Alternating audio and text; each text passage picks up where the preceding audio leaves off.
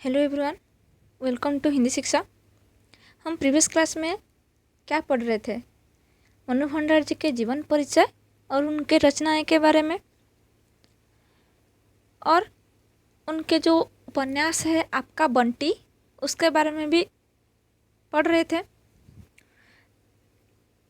अब हम मनु भंडार जी के जो उपन्यास आपका बंटी, वो उपन्यास मनु भंडार जी ने क्यों लिखे? क्योंकि लिखने का कारण तो कुछ तो है ना। तो मनु भंडार जी ने जो उपन्यास लिखे हैं आपका बंटी, वो लिखने का उद्देश्य क्या है? क्यों लिखे? इसका उद्देश्य क्या है लिखने का? तो उसके बारे में हम जानेंगे। तो उद्देश्य के बारे में जानने से पहले क्लास को शेयर कीजिए और लाइक कीजिए, ताकि और भी दोस्त जुड़ पाएंगे, क्लास में जान पाएंगे। तो क्लास को शेयर कीजिए और ज़्यादा से ज़्यादा शेयर कीजिए और लाइक भी कीजिए। और यदि मेरे चैनल में नए आए हैं तो सब्सक्राइब कीजिए और बेल आइकन को प्रेस कीजिए, ताकि मेरी सारी क्लास आप सभी को नोटिफिकेशन मिल जाएगी। ठीक है, तो चलिए। तो मनु भंडार जी ने क्यों लिखी वो उपन्यास, लिखने का उद्देश्य क्या है, वो उद्देश्य के बारे में जानेंगे। उससे पहले मैं मनु भंडार जी के बारे में फिर से रिपीट कर रही हूँ, सुनिए। और नोटबुक और पेन तैयार करके बैठिए, और मैं जो कह रही हूँ वो नोटबुक में लिखिए। ये आपका बंटी जो उपन्यास है, ये उपन्यास आपके सिलेबस में है। जो ओस्टेट, यूजीसी नेट और हिंदी टीचर के लिए जो सीबीटी टेस्ट है, उस सिलेबस में है, जो आप सभी को हेल्पफुल करेगी। मैं जो कहूँगी, जो पॉइंट्स मैं बताऊँगी, ये इम्पोर्टेंट है, तो आपके नोटबुक में नोट कीजिए। तो मनु भंडार जी, मेरे प्रीवियस क्लास में मैं जो प्रीवियस क्लास में मनु भंडार जी के बारे में बताई थी, देख लीजिएगा। तो मनु भंडार जी के जन्म कब हुआ था? 3 अप्रैल 1931, मतलब 1931 में। कहाँ पर हुआ था? मध्य प्रदेश, मंदसौर। ठीक है, मध्य प्रदेश मंदसौर जिला के भानपुरा गांव में। और मनु भंडार जी के बचपन का नाम क्या है? महेंद्र कुमारी। ठीक है। और मनु भंडार जी एक साठोत्तरी कथाकार है, और इनका विवाह साहित्य के महान आलोचक और रचनाकार भी, वो कौन है? राजेंद्र यादव। तो मनु भंडार जी राजेंद्र यादव को विवाह किए थे, जो कि एक आलोचक है और रचनाकार भी है। राजेंद्र यादव जी के बारे में आप सभी तो भली भांति जानते हैं। इन्होंने प्रेमचंद जी द्वारा स्थापित साहित्य पत्रिका जो है, क्या है? हंस, है कि नहीं? तो प्रेमचंद जी द्वारा जो स्थापित साहित्यिक पत्रिका है, वो क्या है? हंस। वो पत्रिका का पूर्ण प्रकाशन किसने किया था? राजेंद्र यादव जी ने। कब? 31 जुलाई 1986 में। ठीक है। और आप सभी को ये भी बता दे रही हूँ, हंस पत्रिका का संपादन प्रेमचंद जी ने कब किया था? 1930 में। और यह पत्रिका कब बंद हो गई थी? 1956 में। तो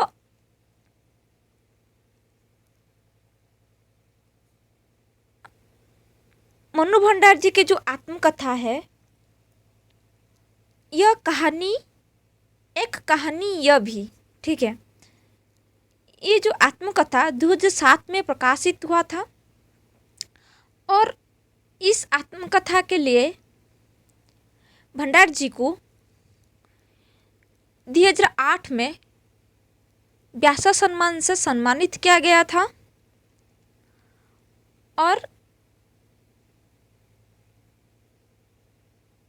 ठीक है, तो 2008 में व्यासा सम्मान से सम्मानित किया गया था मन्नू भंडार जी को। ठीक है, तो ये था मन्नू भंडार जी के बारे में। उनके जो उपन्यास है आपका बंटी, उसके बारे में हम जानेंगे। तो इस उपन्यास के उपन्यासकार कौन है? मन्नू भंडार जी। तो इस उपन्यास का प्रकाशन कब हुआ था? आपका बंटी जो उपन्यास है वो कब प्रकाशित हुआ था? 1971 में प्रथम प्रकाशन हुआ था। ठीक है, और इस उपन्यास के बारे में कुछ इम्पोर्टेंट पॉइंट दिया गया है, देखिए और नोट कीजिए। आपका बंटी एक ऐसा उपन्यास है जो स्वतंत्र रूप से लिखा गया है और ये मन्नू भंडार जी के पहला उपन्यास है। ये उपन्यास स्वतंत्र क्यों है ना? स्वतंत्र इसीलिए कहा गया है कि इसके पूर्व 1 इंच मुस्कान जो उपन्यास है ये दोनों मिलकर लिखे हैं। कौन कौन? मन्नू भंडार जी और उनके पति राजेंद्र यादव ने। तो 1 इंच मुस्कान राजेंद्र यादव के सहयोग से मन्नू भंडार जी ने लिखे हैं। और ये हिंदी का पहला उपन्यास है जिसमें एक परिस्थिति में पड़े हुए बच्चे की मनस्थिति का बहुत विस्तृत फलक पर चित्रांकन किया गया है। यह एक ऐसी उपन्यास है, इसमें परिस्थिति में पड़े हुए बच्चे की जो मनस्थिति है उस मनस्थिति को बहुत विस्तृत रूप से चित्रांकन किया गया है। और ये उपन्यास एक बाल मनोवैज्ञानिक उपन्यास है, वेरी इम्पोर्टेंट, क्योंकि यूजीसी नेट एग्ज़ाम में बार बार ये क्वेश्चन आ रही है कि आपका बंटी ये किस तरह की उपन्यास है ना? यह एक बाल मनोवैज्ञानिक उपन्यास है और यह उपन्यास 16 भागों में विभक्त एक लघु उपन्यास है। और इसमें क्या बोध किया गया है ना? आधुनिक परिवेश में उत्पन्न संकट बोध और मूल्यबोध को दर्शाया गया है इस उपन्यास में। और इस उपन्यास में पति पत्नी के बीच जो तनाव और अलगाव का निर्दोष, निरीह और असुरक्षित बच्चे पर क्या असर पड़ सकता है, ये तस्वीर आपका बंटी में पेश किया गया है। तो इस उपन्यास में पति पत्नी के बीच जो तनाव है और अलगाव है, उस अलगाव का निर्दोष, निरीह और असुरक्षित बच्चे पर क्या असर पड़ सकता है, आपका बंटी उसकी तस्वीर पेश करता है। और हिंदी उपन्यास की एक मूल्यवान उपलब्धि के रूप में आपका बंटी एक कालजयी उपन्यास है। और मन्नू भंडारी उनके जो चर्चित उपन्यास है वो उपन्यास 2018 में राधाकृष्ण प्रकाशन द्वारा इस उपन्यास की एक पटकथा को प्रकाशित किया गया है। ठीक है। और आपका बंटी के बारे में कुछ महत्वपूर्ण पॉइंट भी दिया गया है, सुनिए और नोट कीजिए। इस उपन्यास में क्या दर्शाया गया है, भंडार जी ने क्या दर्शाया है इस उपन्यास के माध्यम से ना। इस उपन्यास में यह है कि विवाह विच्छेद की त्रासदी। ठीक है। इस उपन्यास में विवाह विच्छेद की त्रासदी में पीस रहे एक बच्चे की कहानी है, आपका बंटी। तो आपका बंटी उपन्यास विवाह विच्छेद की त्रासदी में पीस रहे एक बच्चे की कहानी है। और इस उपन्यास में दाम्पत्य जीवन की जो टकराहट है इस उपन्यास में दर्शाया गया है। और तलाकशुदा दंपति के बच्चे की जो समस्या है वो समस्या इस उपन्यास में दिखाया गया है। ठीक है। और इस उपन्यास के यदि मैं पात्र के बारे में कहूँगी तो इस उपन्यास के पात्र कौन है ना।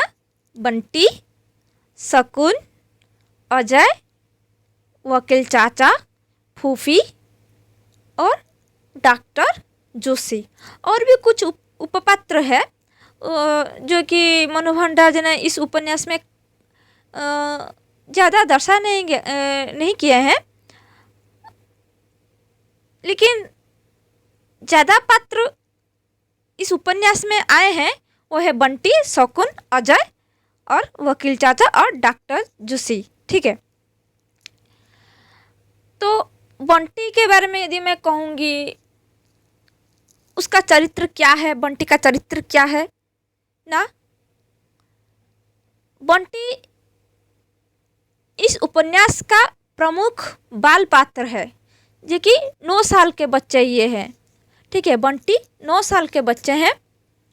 तो इस उपन्यास का प्रमुख बाल पात्र कौन है, बंटी, जो शिक्षित और स्वतंत्र विचारधारा वाले जो माता पिता है उस माता पिता का पुत्र है बंटी। और इसमें बंटी की जो स्थिति है वो दयनीय है, क्योंकि उसे माता पिता के होते हुए भी अनाथ की तरह जीवन व्यतीत करना पड़ता है। और यदि मैं शकुन के बारे में कहूँगी, शकुन कॉलेज की प्रिंसिपल तथा बंटी की माँ है जो आधुनिक तथा स्वतंत्र विचारों वाली स्त्री है।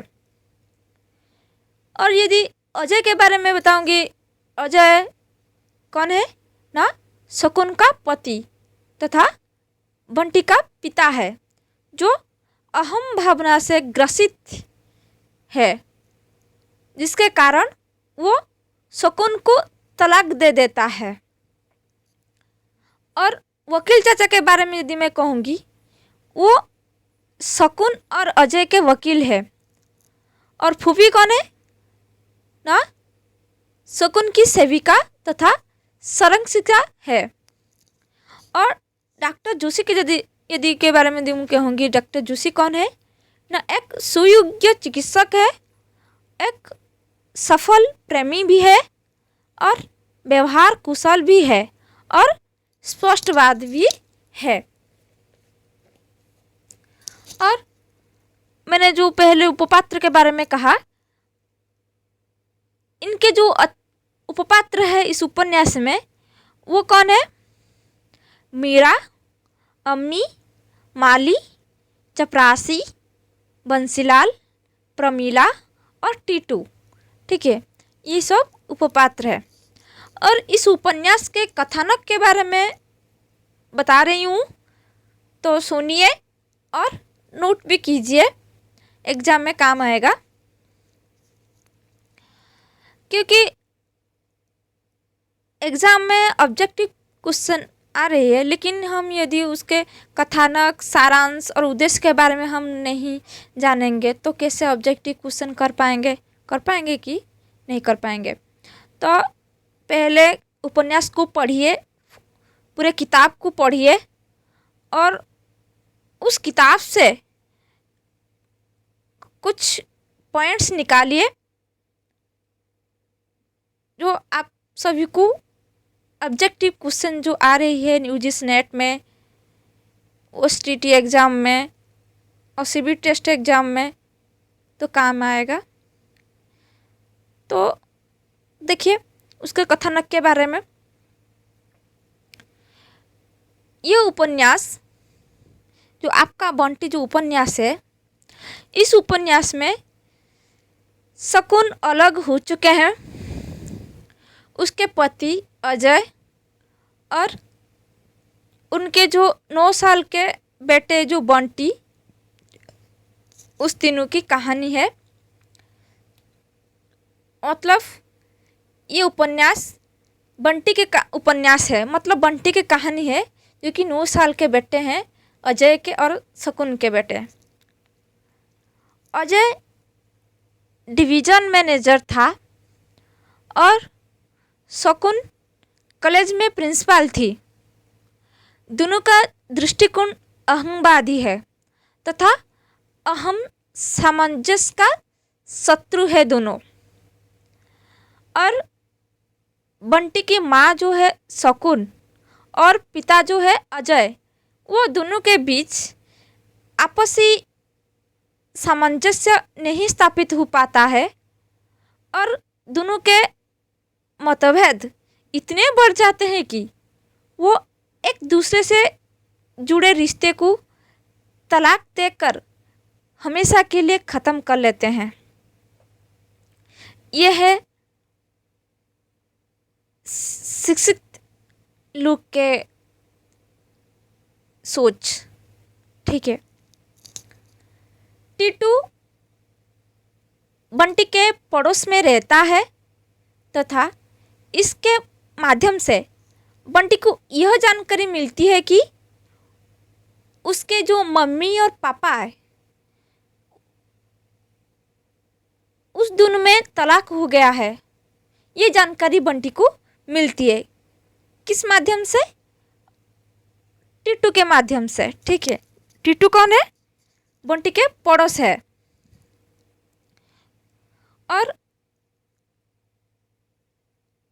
तो बंटी के जो मम्मी और पापा जो तलाक हो गए हैं, इसीलिए बंटी के पापा अलग रहते हैं। अब बंटी इस बात से पूरी तरह अवगत हो चुका है कि वकील चाचा उसके पास, मतलब उसके पापा के पास क्यों आ रही है, क्यों आते हैं और मम्मी के बीच संदेश का आदान प्रदान क्यों करते हैं, ये सब पता चल जाता है बंटी को। अजय मीरा नाम की एक पत्नी से, मतलब अजय मीरा नाम की एक लड़की से शादी कर अपनी ज़िंदगी में आगे बढ़ गया था। तो मीरा कौन है? वो अजय के दूसरे पत्नी, जो कि शकुन को तलाक देने के बाद मीरा को विवाह करती है। ठीक है।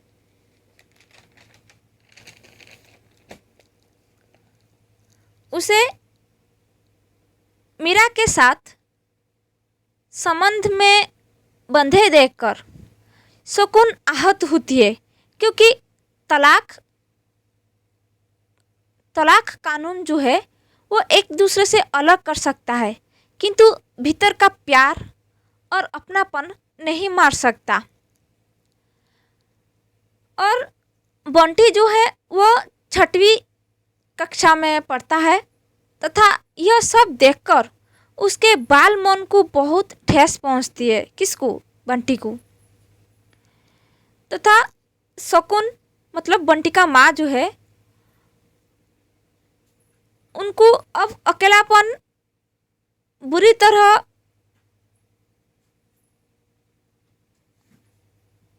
बांटने लगता है। कुछ दिनों बाद उसने मन ही मन समझ लिया था कि अब अजय से किसी भी प्रकार की आशा करना बेकार है, तथा वो भी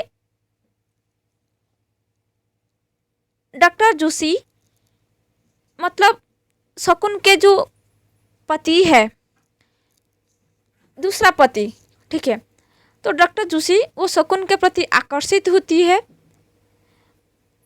तो जोशी के संबंध में बहुविध सोचने लगती है, कौन? शकुन ने। बाद में दोनों का विवाह हो जाता है, शकुन और डॉक्टर जोशी का। वह बंटी को डॉक्टर जोशी के घर ले जाती है, किंतु बंटी उसे अपने पिता के रूप में स्वीकार नहीं करता है, क्योंकि बंटी अपने पापा की याद में बराबर खोया सा रहने लगता है, तथा ऐसा प्रतीत होता है कि जैसे पापा की याद ने उसे विकसित सा बना दिया हो। वह सब कुछ सहन करके अपना समय काटता है। वह न हंसता है, न ज़्यादा बोलता है, न खेलता है। उसके बुल मतलब बंटी ने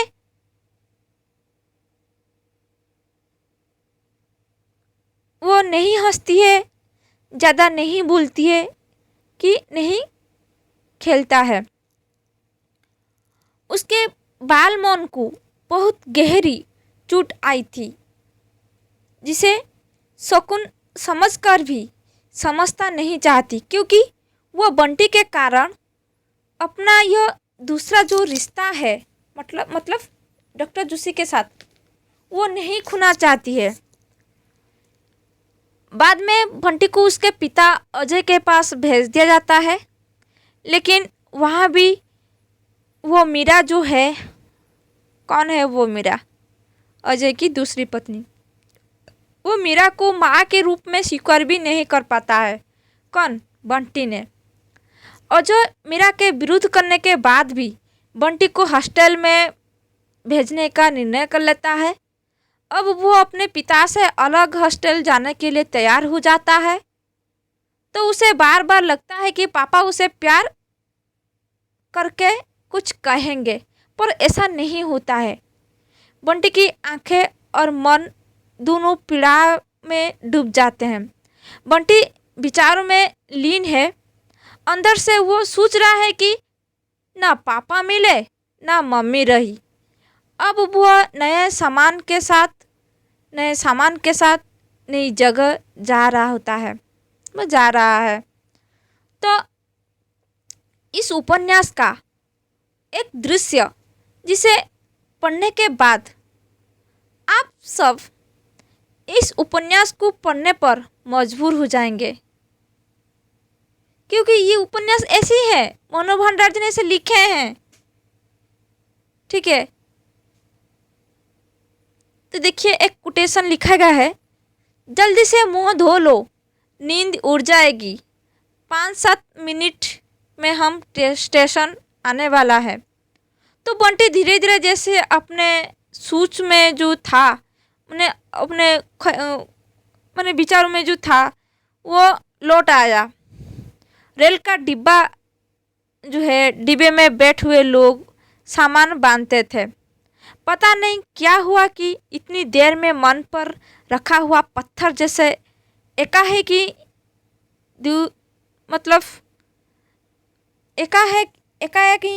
दुरक गया और ढेर सारे जो आँख उफन आए, भीतर की आँखों में ही नहीं, तो भीतर में आँखों में नहीं, बाहर की आँखों में ये दिखा गया है। आंसू भरी आँखों के सामने डिब्बे की हर जो चीज़ है वो बैठे हुए अजनबी लोगों के चेहरे पहले धुंधले हुए, मतलब अस्पष्ट हुए, और फिर एक दूसरे से गड़मड़ हो गए हैं। तो भरे पूरे परिवार में भी बंटी सर्वदा अकेला हो गया है, और मम्मी और पापा दोनों में से कोई भी उसका अपना न बना सका। तो मम्मी और पापा अपने अपने प्रेम संबंध में खो जाते हैं बंटी की चिंता किए बगैर।